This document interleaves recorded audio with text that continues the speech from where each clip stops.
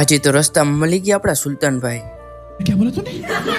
તો કેમ છો મિત્રો, મારા મિની ઉલુમાં તમારું હાર્દિક સ્વાગત છે. અને વાગી રહ્યા છે સવારના 5:23 અને લઈ લીધો લીંબુ શરબતનો ગ્લાસ ને પી લીધો મિત્રો, કેમ કે આજે છે રમજાનની 8મી શેરી ને આજે પણ હું મિત્રો રોજુ રહું છું. નીકળી ગયો તો નૂન કરતા કારખાને જવા માટે.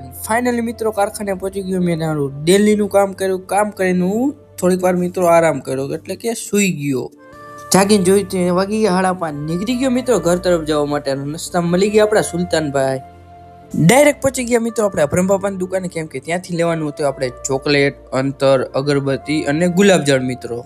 અને ઘરે પહોંચી નાહી ધોઈને ફ્રેશ થઈને નીકળી ગયા મિત્રો પાછા હજરત ભોરાપીર વલીલાની દરગાહે જવા માટે. નૂન કરતા મેં મારું બાઇક કાઢ્યું.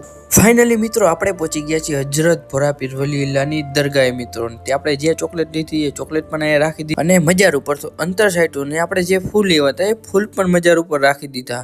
પછી થઈ ગયો તો ઇફતારીનો ટાઈમ. તો મિત્રો હું માસાલા રોજુ ખોલવા બેસી ગયો છું. માસાલા ખજૂરની પેશીથી મેં રોજુ પણ ખોલી નાખ્યું છે મિત્રો.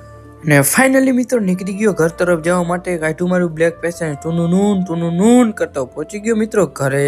તો આજના વ્લોગ માટે મિત્રો આટલું જ. મળ્યું એક નવા વ્લોગ સાથે કાલે. ત્યાં સુધી take care and bye bye.